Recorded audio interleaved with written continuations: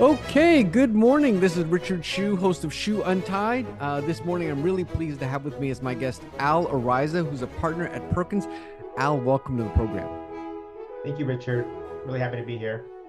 So, Al, you have one of the more unusual technical backgrounds I've come across. You had an electrical engineering degree. I see you got a master's in biomedical engineering. Maybe just tell me, why don't you tell me to start off with, how'd you pick double E as a college major in the first place?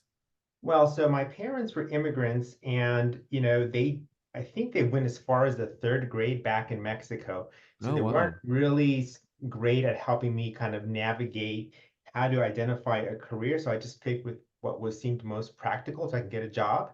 And at the time, electrical engineering was it. Hmm. But you must have been pretty good at math and science and computers. I mean, you don't just pick double E, and UCLA is a very hard school. Yes, I was really good at math and really interested in, I would say, like physics. I thought Uh-huh. that was pretty interesting. Uh-huh. Chemistry as well. Really? Yeah. What were your career goals at the time when you picked double E as a major? Did you know what you wanted to do? My career goals was just to get a job. Uh-huh. When your Uh-huh. parents are immigrants, you're just looking, how can I get a steady job? And so I was thinking this could be a good job, and maybe I could invent something or come up with some kind of cool technology to solve problems. That was a bit of a goal.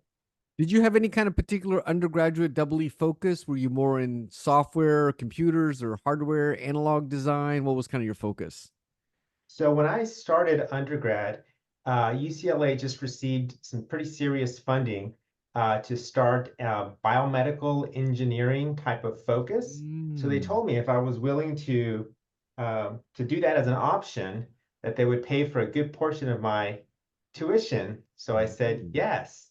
At the time, it was a really exciting thing, right? Because like there was a lot of just excitement about around the innovation of biomedical sciences.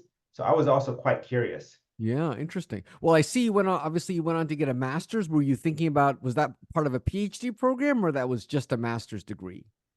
It was just a master's degree. I did consider doing the PhD at a point, but then I decided that that was not something that I was interested in. Although I did pursue a PhD, which is not on my resume, and I could tell you about that as well. Yeah, But I didn't go down the full PhD route with the biomedical engineering. I see. What was the PhD that you didn't pursue? So after getting my master's in biomedical engineering, I was working in research, and I decided I want to go back to school to get my PhD. And I got into Tulane and I started the PhD program in applied math. Oh, wow. Amazing. And what was your plans? What were you going to do with that degree? I thought maybe go into research Huh. or, maybe become a professor. I wasn't quite sure. I was still, I was in my early 20s, still trying to figure out everything. Yeah, yeah, yeah. Wow, that's amazing. Well, that's not an easy thing. Did you have any idea what kind of research you were going to do for your PhD, or you hadn't thought that through quite completely?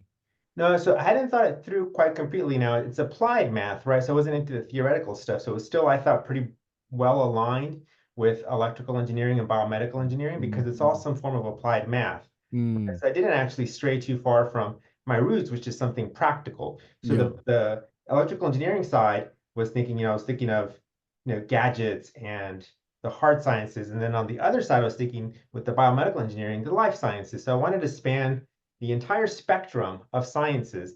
And so you think about it, applied math makes sense, right? Because it kind of covers everything. Yeah, yeah. Well, it seems like a logical thing. So you were doing your PhD and then what? You got derailed and went to law school. What happened then? So I actually never started well, I guess technically I did start my PhD program, but what happened was the day I was supposed to start, the very first day of school that I was supposed to start my PhD program at Tulane Yeah. was the day that Hurricane Katrina made landfall Oh, in New wow. Orleans. So I was there and I was resistant to evacuate because I had evacuated a couple of times before. I was living there for a couple of years All right. after undergrad. And there was, always some kind of hurricane that was going to make landfall and devastate everything. And I was just, after a couple of times of evacuating, you start to think, this never really materialized into anything serious. Yeah. I'm going to just hold out and do nothing. I'm going to wait here. But, there was a lot of pressure from friends and other people that no, this is the real deal. So you have to evacuate.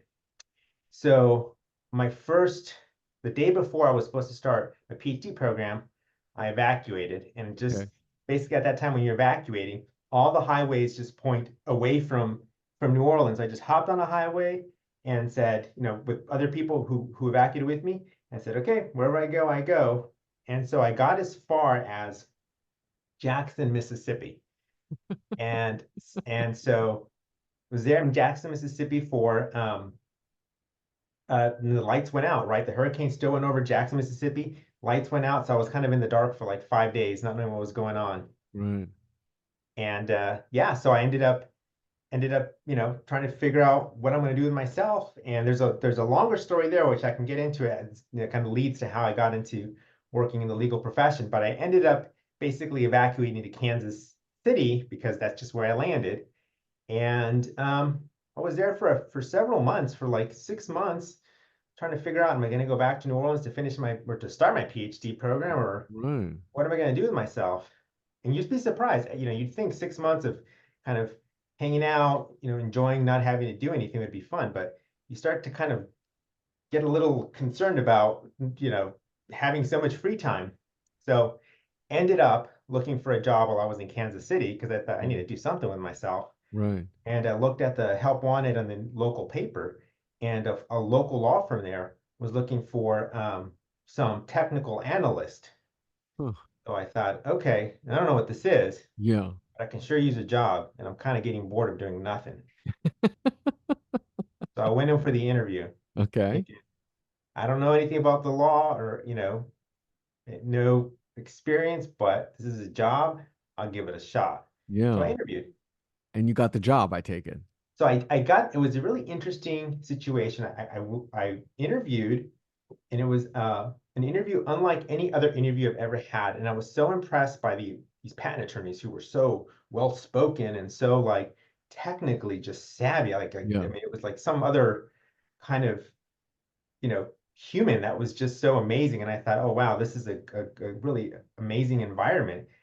These people will never hire me. So I thought this is, which was great, right? Because after a while, about 5 minutes of talking to these patent attorneys, I thought, you kind of let your guard down when you're like, yeah, this is not going to happen. Yeah. So like, I just had fun with the interview, and yeah, that worked well for me because I ended up landing the job. Amazing. And so what did you do for them? Just So read what I did for pans, that right firm is I pans? mostly did like a lot of help one particular client launched their licensing program. So I would help them with, identifying some particular opportunities for Uh-huh. that company Uh-huh. and helping them advance some of those negotiations so that they can, land at some deals. Yeah, So it yeah, was a yeah. lot of reading patents, a lot of analysis, a lot of having, back and forth with these third parties, which was fun for me. Yeah, bad. Yeah, and Oh, it's nice because interesting. at the end of the day, a lot of these deals made the news, right? So I got to see like, oh, this deal was closed, and I'm like, oh, I was part of that. So Oh, it was really cool. funny. That's really interesting. So you didn't know anything about patents or anything? Was it weird reading your first patent and the claims and I mean the language and said this and said that? Was it kind of all new to you and Greek? Yeah, it was definitely something that I had never seen before, but I really liked the opportunity of, with patents, right? You get to see what people are thinking of, which will Mm, they hope to implement or mm, are currently implementing, but you get to see a window into the future. So I thought, oh, this is kind of cool. I get to mm, see what might happen in 5 years. mm, So even though I struggled with the language and you know, didn't quite know how patents function, I was really intrigued by the technology. mm. And I also had really good mentors that were really patient with me. That Yeah, always yeah. helps. So that turned you on to law school? Or did someone encourage you to then go to law school? Like then, I mean, it's still a big leap to go to law school and become a Yeah. lawyer. So I was pretty happy in I eventually, after about a year working as an analyst, I took the patent bar, right? Uh-huh. Because, that's the next step. Took the Yeah. patent bar and then became patent agent. Still did quite a bit of the same work. But at some point, I did think I liked where I was at and I was happy. Uh-huh. But I thought, well, I should at least try to apply to law school, see where it takes me. And then I got into Duke, so I thought, okay, I got to go now because Yeah. that's the school I really wanted. If I was going to go to a school, it would be that school. So when I got in, I said, okay, I'm not quite sure about this, but I'll Yeah. give it a shot. Yeah, interesting. So, and how did you like law school? Because it's very different from engineering school. Did you like it right away? Take a while to get accustomed to? What'd you think? Well, so I think I didn't approach law school in like the most like optimal way, right? Because like law school is about establishing a network, right? Like you Yeah, learn about the law, you learn about how to think like a lawyer, but it is about establishing a network for the future. yeah. And the problem that I had with working at a law firm is that, a lot of folks talked about, they reminisced on law school and talked about certain things which they enjoyed, but, other aspects about law school, which, are kind of unique to law school, right? Yeah. And so I approached law school a bit cautious. I Hmm. honestly did. I approached it a bit cautious in terms of like networking, because I thought, Mm. you got to like really kind of protect your reputation. And, you hear about stories about people in law school. So like I was a little bit too cautious. And Mm. so, although I enjoyed what I was learning, and I thought the community at Duke was exceptional, and my learning experience was also exceptional, I think I was a bit cautious, and frankly, I I didn't appreciate the opportunity to really network with a lot of the folks there the Mm. way I should have. And now Mm. looking at where everyone has landed since then, and I thought, really would have been good to have a more solid type of connection with my classmates. Yeah, yeah, okay. Did you continue to work as a patent agent while you were in law school, or you went to law school full time? I decided to just go full time. Just Uh-huh. decided Yeah, to why not? yeah, You yeah, know, yeah, if you yeah. haven't already picked up on this theme from just my approach to things in life, it's a very much of a why not kind of thing. Yeah, yeah, So totally, let's give it totally. a shot. Well, you obviously became an IP lawyer. Did you think about doing something else? Because obviously, once you become a lawyer, you could have, you could have done anything. You could have been a commercial litigator. You could have been white collar. But did you think about anything else, or you just knew you wanted to focus on IP? Well, so I couldn't imagine if I was a lawyer at that time when I was in law school, and I finished up and had this pretty great experience. I couldn't imagine being any other kind of lawyer Hmm. because um, I like the technology. I Hmm. like Hmm. learning about the technology. I like Hmm. understanding the technology, right? And I like being able to describe the technology to other people in a way that makes sense. So, being a patent attorney, as far as I can tell, is the only practice where you have those opportunities and you're Right. expected to be good, good in that sense. And so there was nothing else. I could never see myself being happy being exclusively some kind of corporate lawyer or something like that. I Yeah. I, I think I would not like my life. Now, do you feel like you get to really use your educational and technical background in your job all the time now?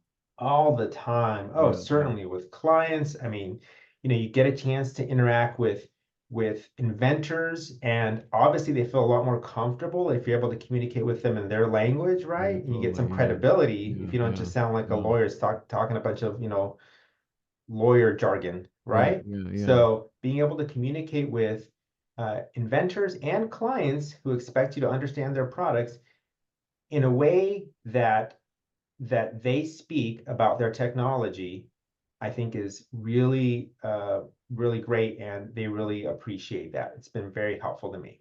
Now, I'm sure you worked on a wide range of technologies, but do you have a couple of areas that like you've really been focused on, or that you've developed like maybe sort of an extra expertise in? So I would say the areas that I've picked up an expertise in has been in communications. That's one Mm. area that's been Mm. pretty foundational. Mm. There's just, honestly plenty of work in that space. Mm. And it's an area where your expertise in communications is quite valuable.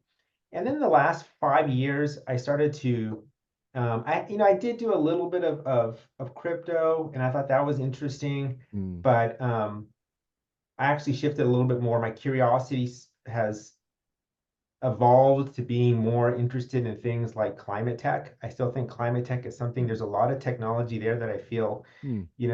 is going to be, um, is going to make a more significant, meaningful, noticeable impact on our Mm. lives. So I think Mm. that's interesting. Mm. And of course, AI has been very interesting as Yeah, of well. course, of course. Do you tend to skew towards more like the math heavy kind of technology because of your propensity towards mathematics, or not necessarily?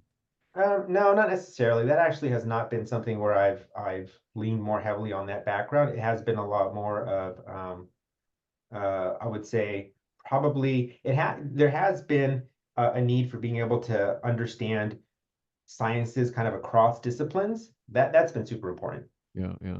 Do you ever think about the fact that if it weren't for Hurricane Katrina, you probably would be doing your PhD in applied math instead? Oh, I certainly do.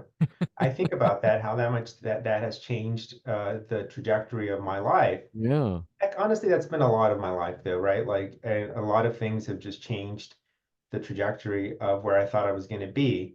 But it's been very helpful for me to be open-minded to just yeah, allowing life to present opportunities and then just trying them. And yeah, honestly, oftentimes failing. And one thing that I've noticed too in life, though, is, you have to fail a lot to succeed, but people tend to forget that you failed, which is kind of nice, yeah, right? People yeah. tend to focus on your successes and not your failures, so it kind of encourages you to keep failing. Are your parents happy with your career decision? Oh yeah, they're super happy, but they've always been incredibly supportive parents. Yeah, So they're frankly happy with, I think, like I said, parents are immigrants, right? Didn't quite know much about, how things work in this country or, academics, but they understood opportunity, they understood hard work. And so anything that I did that, they perceived it as a success, yeah, right? Staying yeah. out of trouble, they perceived as a success. So now they're happy with me, but, you know, maybe they don't quite appreciate everything that I've done, but they're certainly proud of me. Will you ever go back someday and finish that PhD? No, no, I'm done with school. School was fun. School had its time, and I enjoyed school, but it's in life, you have to move on, and I've moved on from school. Yeah, yeah.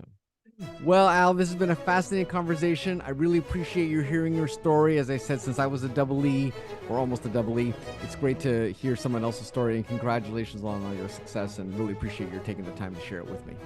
Well, thank you so much, Richard. I really enjoyed meeting you and speaking with you, and just having this opportunity. For sure. This is All right. Richard Hsu and Al Araiza. Thanks.